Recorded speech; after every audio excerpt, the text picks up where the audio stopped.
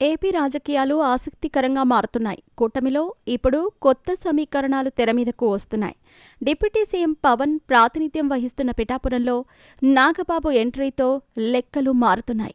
అక్కడ పవన్ కోసం సీటు త్యాగం చేసిన వర్మకు ప్రాధాన్యత ఇవ్వకపోవటంపైన ఆయన మద్దతుదారులు ఆందోళన చేస్తున్నారు. వర్మకు ఇచ్చిన ఎమ్మెల్సీ సీటు హామీ సైతం అమలు కాలేదు.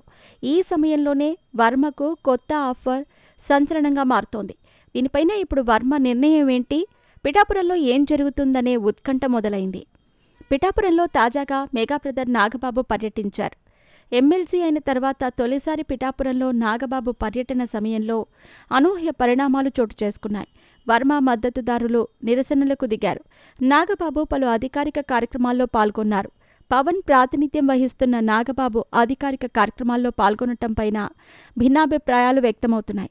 ఎమ్మెల్సీగా ఏ జిల్లా నుంచి ప్రాతినిధ్యం వహించేది? అధికారికంగా నాగబాబు అసెంబ్లీ వర్గాలకు సమాచారం ఇవ్వలేదని చెబుతున్నారు. దీంతో ఏ హోదాలో నాగబాబు తాజాగా పిఠాపురంలో అధికారిక కార్యక్రమాలకు హాజరయ్యారనే ప్రశ్న వినిపిస్తోంది. ఇదే సమయంలో వర్మను కలుపుకొని వెళ్లకపోవటం మరో రచ్చగా మారింది. జనసేన ప్లీనరీ వేదికగా వర్మపైన పరోక్షంగా నాగబాబు చేసిన వ్యాఖ్యలు సంచలనంగా మారాయి. ఇవి వర్మ మద్దతుదారులకు నచ్చలేదు. నాగబాబు పైన సోషల్ మీడియా వేదికగా టీడీపీ నేతలు ఆగ్రహం వ్యక్తం చేశారు. ఇక పిఠాపురం సీటు వర్మ త్యాగం చేసిన సమయంలో ఆయనకు తొలి విడతలోనే ఎమ్మెల్సీ సీటు ఇస్తామని హామీ ఇచ్చారు. కూటమి నుంచి పలువురికి ఎమ్మెల్సీలుగా అవకాశం ఇవ్వగా వర్మకు మాత్రం దక్కలేదు. ఇదే సమయంలో వర్మను తిరిగి పిఠాపురం నుంచి పోటీ చేయాలంటూ స్థానికులు కోరుతున్న విజువల్స్ సోషల్ మీడియాలో వైరల్ అయ్యాయి. తాజా వివాదంపైన అటు వర్మ ఇటు జనసేన నుంచి ఎలాంటి స్పందన లేదు. ఈ సమయంలోనే వర్మ సన్నిహితుల నుంచి అనూహ్య ప్రతిపాదన తెరమీదకు వచ్చినట్టు తెలుస్తోంది. పిఠాపురం నుంచి పవన్ ప్రస్తుతం ఎమ్మెల్యేగా ఉన్నారు. భవిష్యత్తులోనూ పవన్ ఆ సీటు నుంచే కొనసాగటం ఖాయంగా కనిపిస్తోంది. పవన్ ప్రతినిధిగా ఇక నాగబాబు పిఠాపురం వ్యవహారాలను పర్యవేక్షిస్తారనేది దాదాపు స్పష్టత వచ్చింది. ఇక టీడీపీ కేడర్ కన్నా పవన్ కోసం పనిచేయాల్సి ఉంటుందనే సంకేతాలు క్లియర్గా ఉన్నాయి. ఈ సమయంలో వర్మ ఇక పిఠాపురం నుంచి తన రాజకీయ భవిష్యత్తు కోసం కూటమిలో పోరాటం చేయలేరనే చర్చ పార్టీ నేతల్లో జరుగుతోంది. గతంలో వర్మ 2014 ఎన్నికల్లో స్వతంత్ర అభ్యర్థిగా పిఠాపురం నుంచి విజయం సాధించారు. అయితే ఇప్పుడు తిరిగి స్వతంత్ర అభ్యర్థిగా పోటీ చేసి గెలిచే పరిస్థితులు లేవని చెబుతున్నారు.